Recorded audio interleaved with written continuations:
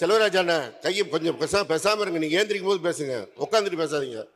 அதெல்லாம் fact check team மூலம் பேரவையின் அனுமதியுடன் வினாக்கள் விடைகள் நேரம் நீட்டிக்கப்படுகிறது. ஃபேக்ட் செக் செய்யப்பட்டு எவை பழையவை எவை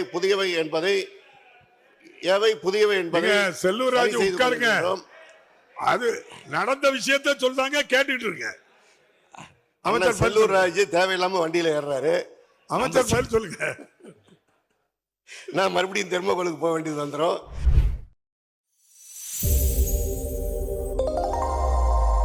விநாயகன் 27 மாண்புமிகு உறுப்பினர் ஜே முகமது ஷானவாஸ், மாண்புமிகு போக்குவரத்துறை அமைச்சர். மாண்புமிகு பேரவைத் தலைவர் அவர்களே, மாண்புமிகு உறுப்பினர் ஷானவாஸ் அவர்கள் குறிப்பிட்டுள்ள கோரிக்கை புதிய வழித்தடமாகும். திருமருகல், திருச்செக்கட்டாங்குடி, மேலபூதனூர், கீழபூதனூர், திருப்பேத்தங்குடி, வைப்பூர், நாகப்பட்டினம் என்பது 35 கிலோமீட்டர் நீளம் கொண்ட புதிய வழித்தடம். தற்போதைக்கு புதிய வழித்தடத்தில் பேருந்து இயக்கும் நிலை இல்லை.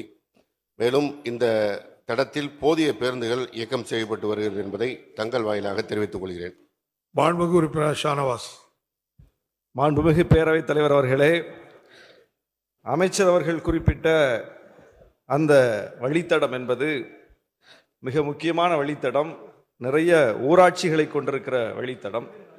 குறிப்பாக அங்கு இருக்கக்கூடிய அத்தனை ஊராட்சிகளை சார்ந்த மக்களும் நாகப்பட்டினம் நகரத்தை சார்ந்துதான் இருக்கிறார்கள். மாவட்ட ஆட்சியர் அலுவலகம், வட்டாட்சியர் அலுவலகம், அரசு மருத்துவக் கல்லூரி மருத்துவமனை, அனைத்து அலுவலகங்களுக்கும் அவர்கள் நாகப்பட்டினம் நகரத்திற்கு வந்தாக வேண்டும். எனவேதான் நாகப்பட்டினம் நகரத்திலிருந்து திட்டச்சேரி, திருமருகல், திருச்செங்காட்டங்குடி, கீழப்பூதனூர், மேலப்பூதனூர், வால்குடி, விற்குடி, கங்களாஞ்சேரி வழியாக திருவாரூருக்கு ஒரு வழித்தடம் வேண்டும் என்று கேட்கிறோம். எனவே அமைச்சர் அவர்கள் பரிசீலித்து இந்த கோரிக்கையை ஏற்றுக்கொள்ள வேண்டும். ஏற்கனவே 75 ஆண்டு காலமாக கொத்தமங்கலம் என்கிற ஊருக்கு பேருந்து சேவையே இல்லை என்று அங்கே கிராம ஊராட்சி கூட்டத்தின் போது மக்கள் சொன்னார்கள். உங்களிடம் வந்து சொன்னேன். அதை ஏற்றுக்கொண்டு அந்த ஊருக்கு புதிய பேருந்தை விட்டு 75 ஆண்டு காலம் இல்லாத ஒரு புதிய வரலாறை நீங்கள் படைத்து கொடுத்தீர்கள். அதுபோல இந்த கோரிக்கை உங்களிடம் வைக்கப்பட்டிருக்கிறது. இதை நீங்கள் நிறைவேற்றி தர வேண்டும் என்று கேட்டுக்கொள்கிறேன். மாண்புமிகு அமைச்சர். மாண்புமிகு பேரவைத் தலைவர் அவர்களே, இந்த கோரிக்கை வழித்தடத்தில் தடம் எண் 352 மூலம் திருவாரூர், வைப்பூர், திட்டச்சேரி வழி திருப்பயத்தங்குடி, மேலப்பூதனூர், கீழப்பூதனூர், திருச்செங்காட்டங்குடி, திருமருகல் தடத்தில் தினசரி 4 நடைகள் இயக்கப்பட்டு வருகிறது. தடம் எண் A14 மூலம் திருவாரூர், வைப்பூர், திருமருகல் வழி திருப்பயத்தங்குடி, மேலப்பூதனூர், கீழப்பூதனூர், திருச்செங்காட்டங்குடி தடத்தில் தினசரி 12 நடைகள் இயக்கப்பட்டு வருகின்றன. மேலும் தடம் எண் 103D தட பேருந்து மூலம் கோரிக்கை வழித்தடத்தில் ஒரு பகுதியான கீழத்தஞ்சாவூர் மற்றும் திருப்பயத்தங்குடி பகுதிகளுக்கு நாகப்பட்டினம் நன்னிலம் வழி நாகூர், சோழங்கநல்லூர், கீழத்தஞ்சாவூர், திருப்பயத்தங்குடி, ஆண்டிப்பந்தல் தடத்தில் தினசரி 4 நடைகள் இயக்கப்பட்டு வருகிறது. திருமருகல் அல்லது வைப்பூர் வழியாக நாகப்பட்டினம் செல்வதற்கு 30 நிமிட இடைவெளியில் பிரதான வழித்தடமான நன்னிலம், நாகப்பட்டினம் வழி திருமருகல், திட்டச்சேரி, நாகூர் மற்றும் திருவாரூர், நாகப்பட்டினம் வழித்தடத்தில் கங்களாஞ்சேரி, வைப்பூர், நாகூர் வழித்தடத்தில் பேருந்துகள் இயக்கப்பட்டு வருகின்றன. எனவே கோரிக்கை வழித்தடத்தில் திருமருகல், வைப்பூர் 12 கிலோமீட்டர், வைப்பூர், நாகப்பட்டினம் 23 கிலோமீட்டர் மற்றும் திருமருகல், நாகப்பட்டினம் 19 கிலோமீட்டர் பிரதான வழித்தடம் என பகுதியாக பேருந்து வசதி உள்ளது. இப்பேருந்து சேவையினை இப்பகுதி மக்கள் ஏற்கனவே பயன்படுத்தி பயணம் செய்து வருகிறார் என்பதை தங்கள் வாயிலாக தெரிவித்துக் கொள்கிறேன்.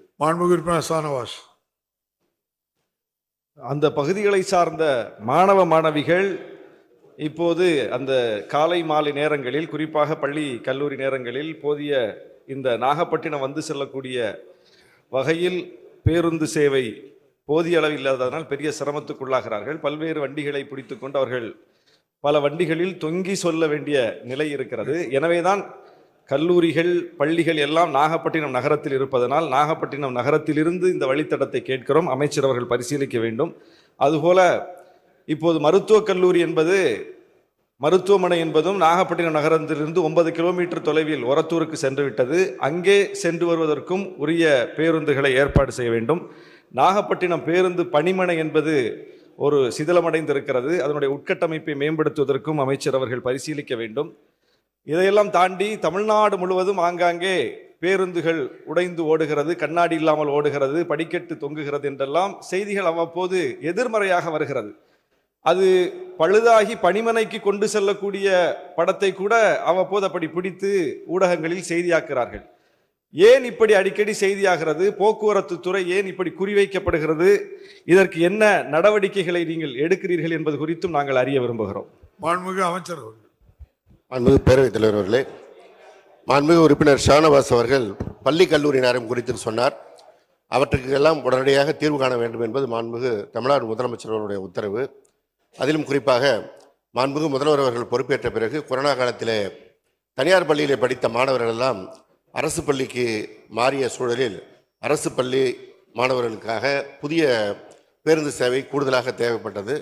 அதற்கு அடுத்த ஆண்டு புதுமை பெண் திட்டத்தில் மாணவிகளுக்கான கல்வி உதவித்தொகையை மாண்புமிகு முதல்வர் அவர்கள் அளித்த பிறகு அரசு பள்ளிகளில் மாணவிகளுடைய எண்ணிக்கை அதிகரித்ததால் அங்கே கூடுதலாக பேருந்து வசதி தேவைப்பட்டது. அவையும் செய்து கொடுக்கப்பட்டன. கடந்த ஆண்டு தமிழ் புதல்வன் திட்டத்தின் கீழ் மாணவர்களுக்கும் கல்லூரி கல்விக்கான உதவித்தொகையை மாண்புமிகு முதலமைச்சர் அவர்கள் அறிவித்த பிறகு அரசு பள்ளிகள் கல்லூரிகளிலும் கூடுதலாக மாணவர்கள் சேர்க்கை அதிகரித்து வருகிறது. இதற்கேற்ப அங்கங்கே இருக்கின்ற வழித்தடங்களில் நேரமாற்றம் செய்து கல்லூரி பள்ளிகளுக்கு தேவையான அளவிற்கு பேருந்து வசதிகள் ஏற்பாடு செய்யப்படுகிறது. மாண்புமிகு உறுப்பினர் சகோதரர் ஷானவாஸ் அவர்கள் குறிப்பிட்ட அந்த பள்ளி கல்லூரி நேரத்திற்கு ஏற்ப அந்த வசதி செய்து தரப்படும். அதே போல் நாகப்பட்டினம் மருத்துவக் கல்லூரிக்கு கூடுதல் பேருந்து வசதி கேட்டிருக்கின்றார். இப்பொழுது கோரிக்கை வைத்திருக்கிறீர்கள். விரைவாக அதற்கான நடவடிக்கை எடுக்கப்படும் என்பதையும் தெரிவித்துக் கொள்கிறேன். அதே போல் பழைய பேருந்துகள் இயக்கப்படுகிறது என்ற செய்திகள் வருகிறது என்று சொன்னார்கள். கடந்த காலத்தில் ஓடிய பேருந்து கயிறு வைத்து கட்டப்பட்ட அந்த ஃபோட்டோவெல்லாம் எடுத்து இப்போ போட்டு ட்ரெண்ட் பண்ணுறதை சில ஐடிவிங் செய்து கொண்டிருக்கிறார்கள்.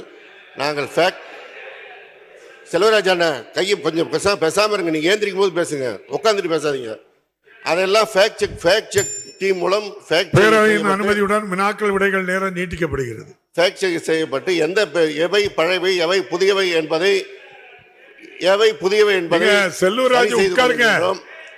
அது நடந்த விஷயத்தை சொல்றாங்க, கேட்டுட்டு இருங்க. அமைச்சர் செல்லூர்ராஜ் தேவையில்லாம வண்டியில ஏறாரு. அமைச்சர் பேர் சொல்லுங்க.